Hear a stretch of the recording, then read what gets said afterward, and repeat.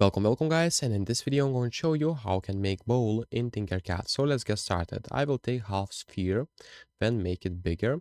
So let's say I will type right here, make it a little bit bigger, and type 100 right here.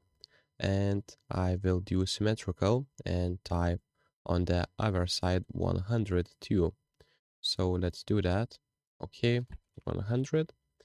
Now I will take and make it higher. So let's say 40 millimeters. Now I will rotate it 180 degrees like that. Okay.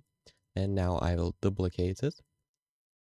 And you'll see that we now duplicated. Now select different color. Okay. And now make it a little bit smaller. I will make 95 and 95. Okay, now what we'll need to do is align these two objects. So I will use align tool, and just to align those, it will be pretty fast by using these points. Okay, now select on the orange one and move a little bit higher. So your bowl will have the bottom. So let's make it a little bit higher more. Okay, now it doesn't stick at all and doesn't make a hole in the bottom.